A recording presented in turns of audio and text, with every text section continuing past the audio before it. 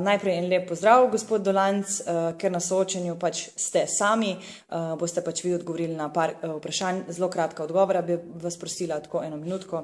Pa kar začniva, smo že veliko govorili o transparentnosti občine, zanima pa me bolj konkretni odgovor, dostopnost občanom.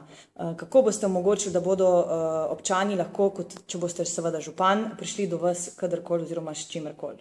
Najprej lep pozdrav, hvala lepa za povabilo, res sem se z veseljem odzval. Poglejte, kar se tiče tega vprašanja, glede na to, da sem že zdaj direktor Spektra, imam kopico enih, bi rekel, problemov, ki se stekajo tudi k meni, ko pridejo pač stanovalci oziroma najemniki. Jaz bom to kot župan naredil tako, da bom imel županove urice in si bom vzel recimo 2-krat na mesec čas, da bom 2 ure odgovarjal, se soočil s problematiko, ki jo bojo pač imeli najemniki oziroma prebivalci Trbovlja in Trbovljčanke.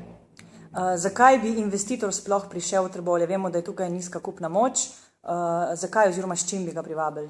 Jaz bi ga privabil investitorja, predvsem, ker je res nizka kupna moč, se strinjam, 22% brezposelnost kaže, da tudi bo verjetno še večja. S tem, da imamo zemljišča, imamo prazne zapuščene tovarne, v katerih bi se lahko za poceni prišlo do komunalne opremljeno zemljišča in bi lahko tam pač delal. In mislim, da imamo tudi dobre ljudi, ki bi so željani dela in jaz mislim, da bi s tem privabil, da bi mu dal pogoje, dobre pogoje, s katerimi bi lahko potem tudi zaživel. Zdaj pa, če se naveževa na že obstoječe podjetnike, kaj bi njim na kakšen način olajšali delo oziroma da še tisti, ki so, da vsaj preživijo? Ja, tudi teh je kar nekaj, jaz jih ob tem trenutku seveda zelo lepo pohvalim, ker delajo v zelo težkih razmerah. Mislim, da je bila tukaj problematika do danes, da je bil premalo, da je dialog zamrl. Župan mora ustvariti dialog med malimi podjetniki, da sliši njihovo problematiko. Mi imamo male in srednje podjetnike, ki ne morejo svoje problematike predstaviti občini oziroma občinskem vodstvu. In jaz bi naredil enkrat na mesec razgovore, da bi pač povedali, kaj želijo in bi jim poskušal pomagati tako, da seveda ta NUSZ, ki je zdaj res velik, vendar če ga mi znižamo, moramo na drugi strani dobiti neke druge prihodke. Sprav to bomo pa naredili tako, da bomo pridobili z evropskih sredstev. In kaj hočem povedati? Želim, da jim da župan pogoje, s katerimi bodo lahko podjetniki živeli in tudi veliko naprej delali. Povezovanje z državnim nivojem. V Zasavju imamo 5 poslancev, 2 celo v Trbovljah.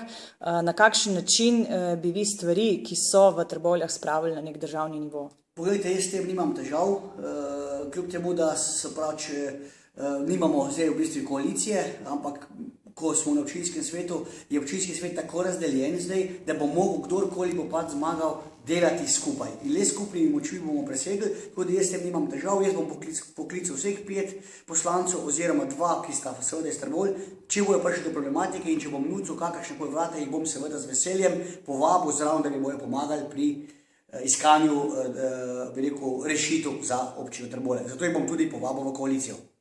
Eno od vprašanj bralcev je bilo tudi glede igrišč v Trbovljah, otroška igrišča. Govorimo, mislite dopolniti Trbovlje s kakšnim otroškim igriščem? Poglejte, problematika otroških igrišč je seveda vsak blok ne more imeti kar otroškega igrišča, tu se strinjam. Ampak seveda, da bomo pomagali mladim otrokom in vsem ostalim, da bi naredili še kakšno otroško igrišče.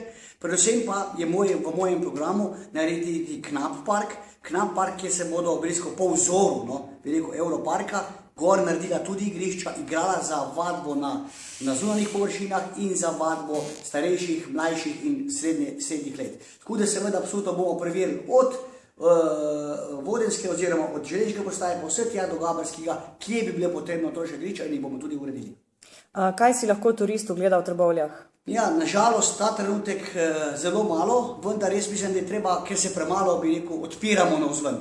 Imamo muzej, imamo stara propadajoča podjetja, ki jih pač ne moremo glih kazati navzven. V turizmu je ogromno še rezerv in jaz mislim, da moramo predstaviti občino Trbovlje ne samo, da se zapiramo izven Zasavja, tudi izven Slovenije. In moja naloga bo in naloga občinskega vodstva je, da ta turizem in turistične točke, kot so vrhovi, imamo zelo lepe planinske domove, to moramo promovirati.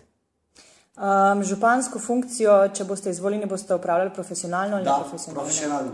Ste pripravljeni tudi nameniti del plače socialno ogroženim? Z velikim veseljem, ker sem tudi zdaj v zadnjih 7 letih, odkar sem vpet v lokalno skupnost, vedno pomagal socialam in smo pripravljeni nameniti. Torej, kakšen delež ste pripravljeni nameniti? O tem je težko govoriti, ker niti ne vem, kakšna je plača župana, če vam pošteno povem, ampak gledajte, v takšnem delu, da bo sigurno kakšna družina lahko prišla do tistih osnovnih potrebščin, da bo za normalno življenje. Če ne boste župan, boste svetnik, to že v bistvu se ve, ali tudi del svetniške sejnine oziroma teh sejnin bo namenjen socialno ogroženim? Poglejte, pri teh sejninah je pa drug problem.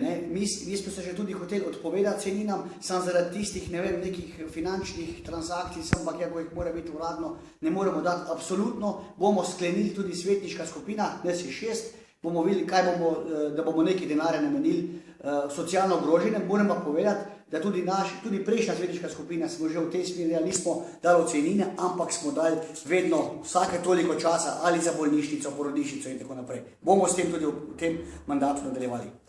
Zakaj naj mladi ostanejo v Trbovljah? Ja, mladi naj ostanejo v Trbovljah, ker naj v Trbovljah vidijo perspektivo. Jaz sem pripravljen, ker sem tudi sam mlad, saj nisi 6 star, pripravljen, da bom te mlade, kateri danes vidijo, da ni neke perspektive, pomagal narediti nova delovna mesta, zato sem tudi kandidiral. Imam pripravljene pisma v nameri, ki bojo pripeljali nova delovna mesta, zato naj počakajo, volijo v nedeljo in ostanejo v Trbovljah, ker jim bo boljše. Na kakšen način bi se odprla nova delovna mesta? Ja, nova delovna mesta bi se odprla tako, da bi župan kot človek, ki lahko pomaga tujim,